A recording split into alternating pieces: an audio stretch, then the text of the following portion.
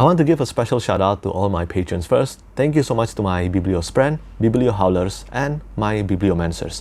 It means a lot to me that you give me your extra support for my passion and hobby. Hi everyone, Petrik here. In today's video, I will be doing a review of the Dragonbone Chair by Tad Williams. Yes, I finally read the Dragonbone Chair for the first time, and it is incredible. This is the Dragonbone Chair is an absolutely brilliant transition from the classic to modern epic fantasy. To say that I was excited to read the Dragonbone Chair is an understatement. The Dragonbone Chair, or The Memory, Sorrow, and Thorn, and the entire Osten Art saga by Tad Williams has been in my TBR pile for 5 years now. And it's not like I didn't want to read it sooner, but I've been waiting for the completion of The Last King of Osten Art, that's the second series in the Osten Art saga, to be completed before I start reading this series. And now that The Navigator's Children, the final book in the Last King of Osten Art, and I think the Osten Art saga is slated to be released this November, it feels like this is the right time for me to finally dive into the world of Osten Art. I don't regret reading the Dragonbone Chair. If there's a tiny seed of regret, it would be why I didn't start reading this sooner. I had a lot of expectations going into the Dragonbone Chair, but all of it were met or exceeded. People have told me I would love the Dragonbone Chair, the first book in Memory, Sorrow, and Thorn trilogy, and they were right. They were absolutely right about this. Not including books I reread, I believe this is the fourth book this year to receive a full 5 out of 5 stars rating from me. And I have no doubt I will reread the Dragonbone Chair, and I'm assuming the rest of the series as well, again and again in the future. A war fueled by the powers of dark sorcery is about to engulf the land of Osten Art as John the Presbyter, the Lord of Erkinland and High King of all Osten Art and Bane of the Dragon Shurakai, is near his death. A civil war for the Dragonbone Chair is about to start. The vengeful undead ruler of the city, the Storm King, aims to seize this chance to return and regain his lost realm. And Simon, a kitchen boy in the royal castle of Hayholt, will involuntarily find his fate tangled in all the chaos to unfold caused by the inevitable death of John, the scourge of the city and wielder of the sword Bright Nail. This is more or less the premise of the Dragonbone Chair, the first book in the Osten Art saga by Tad Williams. If you have heard about this book or this series, you might have heard about 3 things. First, it is a seminal fantasy work that inspired some of the most successful fantasy authors like Petrik Rothfuss, George R. R. Martin, and Brandon Sanderson. Second, it is often stated that Memory, Sorrow, and Thorn felt like a series that paved the way from the classic fantasy to the modern epic fantasy series we have these days.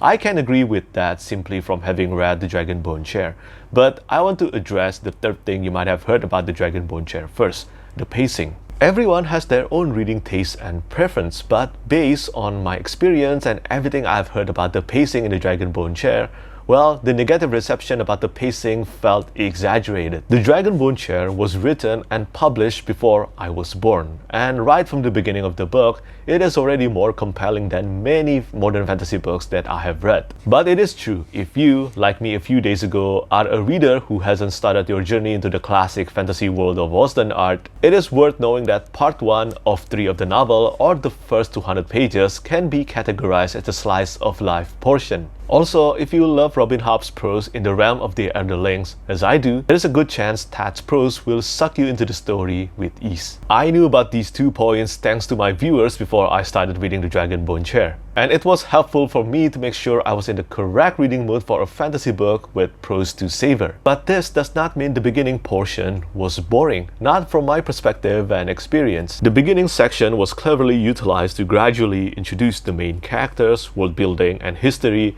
of Osten Art with minimal conflicts and actions. Though in the first place, I don't think I ever heard anyone call Memory, Sorrow, and Thorn an action-oriented fantasy series. Definitely not for the Dragonbone Chair. And I am so thankful for this. Not only do I rarely get to read a writing style as exquisite as Tad Williams, but lately, whether it's due to a streak of bad luck or not, it seems rare to find modern fantasy books that take their time to introduce the characters and the world first before plunging them into danger all the time. This is coming from me as a reader who comparatively prefers reading modern epic fantasy books published after the late 90s rather than classic fantasy books. But here's the thing. Action scenes being prioritized, especially from the beginning of a series, over characterizations is an effortless way to make me lose interest in a fantasy book quickly. And honestly, I feel like this is happening more frequently lately. Some people mention they couldn't stand the slice of life portion of the Dragonbone Chair, and I respectfully disagree. I could have read Simon's time at Hayholt for another 100 pages. Tad's prose was that good, and the storytelling was surprisingly very character-driven, just the way I prefer. The character-driven narration was a surprise for me. I mentioned earlier that I tend to not click with many classic fantasy books I tried, and the main reason was because of this. Not for all classic fantasy books, of course, but from the ones I have read, the characterizations in many of these books weren't good or compelling enough. Plus, the writing style implemented into these books often leans toward omniscience and head hopping, and they are not my preference for reading. These are not the case with the Dragonbone Chair by Tad Williams. Head hopping or omniscience is close to non-existence, and it was easy for me to tell which character's thoughts and POV I was reading from. Most importantly, I felt invested in Simon's, Binabik's, Joshua's, and all the characters' predicaments and struggles quickly. Right from the beginning, Simon's personality, actions, and relationship with his mentor, Morganess, and caretaker, Rachel, were sufficient to make me care about him. I feel like Simon behaved and reacted genuinely like a teenager his age, and things only improve with each page turn, especially after Simon meets Binabik and his animal companion, Kwantaka. The themes of justice, war, vengeance, honor, friendship, and life and death in this coming-of-age epic fantasy were beautifully told through the characters' perspectives, and I am not exclusively talking about the protagonist. I found the antagonist intriguing too, thanks to the super strong foundation and background established by the world building and lore. I am utterly impressed by the world building, the way the past and the lore are integrated into the current plotline, and conflicts were incredibly well written. The best kind of world builders, in my opinion, can pull me inside the world they made. And in the first book of their series, they can make me feel like I'm not missing anything from starting the series from there. However, at the same time, they can make me realize the wealth of stories that can be crafted from the history of the world is there. And should the author choose to do so, it will be possible to do it right. Some popular fantasy series examples for this are J.R.R. Tolkien with The Lord of the Rings and Silmarillion, or George R.R. Martin with the 5 main books in A Song of Ice and Fire and the prequel novels, Fire and Blood and A Knight of the Seven Kingdoms. This notion has been achieved magnificently in the Dragonbone Chair. I believe Tad Williams has released a prequel novella titled The Brothers of the Wind, and the novella details the story of Ineluki, the Storm King. And I already look forward to reading that prequel novella. I was so engrossed in the intricate history of Western art. Every moment of reading the tale of the city, the dragons, the Green Angel Tower, the rivalry between John Presbyter and the last prince of Nabanai royal house, Kamaris Savinita, and of course the 3 great swords that became the name of the series, Memory, Sorrow, and Thorn, were superbly engaging. I am serious, every description and passage related to the forging and legends of the 3 great swords, specifically on Sorrow, Jingizu in the city language, and Thorn in this book, made me so excited.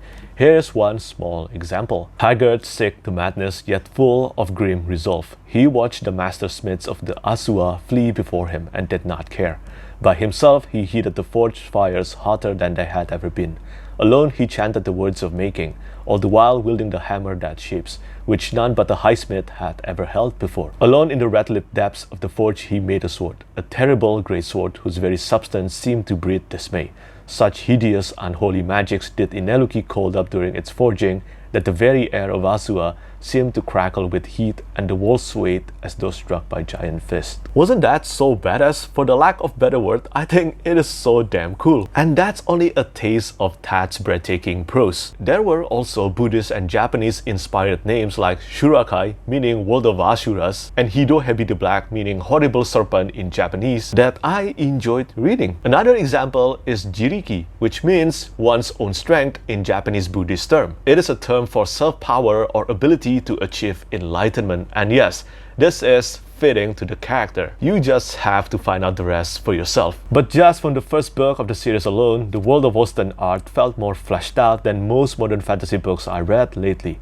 Once again, I love reading modern epic fantasy novels. Many of them have their own captivating world building, but to find one as detailed, livable, and immersive as the world of Westeros, Middle-earth, Roshar, Dara, and Osten art are always a challenge, and the settings inside this book, they're wondrous to witness.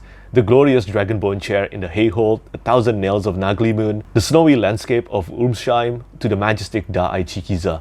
It felt like a blessing and honor to read a transportive epic fantasy of this caliber. Before I end this review, I need to give a brief thoughts on using my Grim Oak Press edition of the Dragonbone Chair that I bought. As I mentioned in my unboxing video, this was the first time I bought a limited special edition to a book that I hadn't started reading yet. I have no doubt I would end up loving the Dragonbone Chair too if I had read it from a standard physical copy or ebook edition. But I cannot deny that reading the Dragonbone Chair for the first time using the Grim Oak Press edition definitely increased my reading enjoyment. The feel of the premium paper, the Smithsonian binding, and the illustrations by Donato Giancola enhanced my reading experience. Donato Giancola is one of my favorite artists. The cover art and the 6 gorgeous interior artworks by him made me take a risk at buying my first Grim Oak Press special edition, and the gamble paid off nicely. The cover art is one of the best I have ever seen, and although some readers understandably mention the cover art gives off the false impression that the book would be action-packed, the cover art is from an action scene inside the book. I mentioned earlier that the Dragonbone Chair contains minimal action scenes, but rest assured, when these scenes take their spotlights, Ted Williams made them count. As you can probably tell, I absolutely love the Dragonbone Chair by Ted Williams. Not only this is the 4th book that I rate with a 5 out of 5 stars rating this year, this is also one of the most stunning first book of a series that I have read. For many years now, I kept hearing how Memory, Sorrow, and Thorn inspired Brandon Sanderson, Petrik Rothfuss, and George R. Martin to write their own magnum opus. But for this kind of classic fantasy books, it is frankly shocking and sinful how Ted Williams or the Dragonbone Chair or Memory, Sorrow, and Thorn to this day is not equivalent to the popularity of these 3 authors and their works. I know I haven't read The Stone of Farewell or To Green Angel Tower yet, but just from reading the Dragonbone Chair alone, it already signals that this is the kind of series that should be talked about as common as the Stormlight Archive, The Realm of the Elderlings, the Kingkiller Chronicle, or A Song of Ice and Fire.